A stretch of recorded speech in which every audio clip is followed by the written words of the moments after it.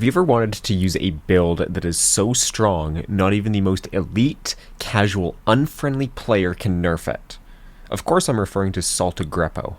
If you're unaware, Saltagreppo single-handedly nerfed Divinity, despite Bungie's attempt to gaslight the community into thinking they were already going to nerf it. The nerf to Divinity absolutely neutered the exotic, as the debuff it provides went from 30% to 15%. While it still provides an extremely easy debuff and allows for all of your teammates to consistently hit their shots due to the bubble being the size of an elephant, that debuff nerf has made the exotic completely useless, and it's all his fault. But Saltagreppo isn't only known for his nerfs to Divinity. He's cheated his way to 4 world's firsts, all of which have been tainted. 3 were reprised raids, so they don't actually count, and the 4th one was riddled with error codes, and if you watch Salt's Clear, his team did not receive a single error code the entire time. Isn't that a bit suspicious? His team also has had 2 players banned, both for hard cheating in Destiny 2. Unreal. How he's not banned is beyond me. Not only this, he's also an advocate for nerfing Well of Radiance, an accessibility tool that I need to use to be good at the game. Bungie yet again took his advice and nerfed it when Solar 3.0 launched. He did so by removing the overshield that Well of Radiance gives, but instead gave it an absurd amount of damage resist instead. While the amount of damage resist that Well has is more than the strength of the overshield, it's still a nerf, because I said so. Because of this, it's very hard to find a build or an item in the game that Saltagreppo can't nerf or doesn't want to nerf, but we did it. I present to you the build that not even Saltagreppo can nerf, the Cadmus Ridge Lance Cap. This insane build is based around one of the, if not the strongest exotics in Destiny 2's history. Obviously, I'm referring to the Cadmus Ridge Lance Cap. I don't think I even need to explain what this exotic does, but for anyone who hasn't watched the countless Aegis, Datto, Aztecross, or Fallout Plays videos on this, here we go. CRL improves your diamond lances. Diamond lances create a stasis crystal on impact, and if you manage to score a hit against a boss or a vehicle, you create additional stasis crystals. No one actually knows how many extra crystals it creates because it's just that strong.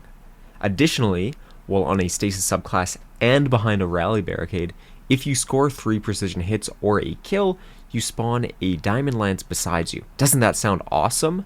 So you're probably like, oh wow, this sounds great. How does a diamond lance work? Well, let me tell you. When you pick up a lance, you can throw it or melee it to freeze enemies. That's intrinsic unstop, I know. Holy cow. It also does insane damage too. Check out this clip in a lost sector. I don't even have Darcy equipped, but you can see how it absolutely is rinsing this enemy. If you're still not sold, this build has achieved a Grandmaster speedrun world record, and I don't say that lightly, and I'm not even joking. This build was utilized in the Duo Titan Hypernet current Grandmaster speedrun Platinum. The record to beat is 48:36 by ATP and Vendetta. You probably don't know who that is, but that's okay because you know who I am. And with a build this strong, I don't see that time being beat anytime soon. Now's the time where we look at the subclass setup. This exotic pairs very well with the Void Titan playstyle, so I'm going to recommend Void Titan for this. You want to be on Sentinel Shield with High Lift, Shield Bash, and Axion Bolt as your grenade. Don't run any aspects or fragments because that's not how Bungie intended the game to be played. Only cheaters like Slippery Gecko run those. In terms of weapons and mods to use, I recommend the Cryosthesia 77k to really build into that stasis fantasy. Some other top picks though are Wicked Implement if you're a fan of soft-hitting scout rifle gameplay, or Aegir's Scepter. The only reason I'd suggest you don't use Aegir's Scepter though is because that's a special weapon, and double primary is the best way to play the game, especially in content like Grandmaster Nightfalls or Day 1 raids. For your mods on your chest piece, you want to run 3 emergency reinforcements. Let me draw you this scenario. Would you rather run a mod that has 10% DR, but only when your shields are broken, costs 3 energy, and requires armor charge? Or would you rather run a mod that is 15% DR, always active, and only costs 2 energy? I feel like the choice is obvious. You want to do the former, so run emergency reinforcement. On your legs, you're going to want to run 3 scavengers of the same type because they stack, and I recommend you make these for elements that you're not running for weapons. That way you hit all of those different element types. On other pieces of gear, you want to use any piece of gear that maximizes your intellect. Font of Wisdom is going to be a requirement on your helmet to get that intellect as high as possible. I'd recommend 3 of them. For champion counters, Diamond Lances are just intrinsic unstop because they freeze, and for the other 2 champions, you should just let your teammates deal with them for you.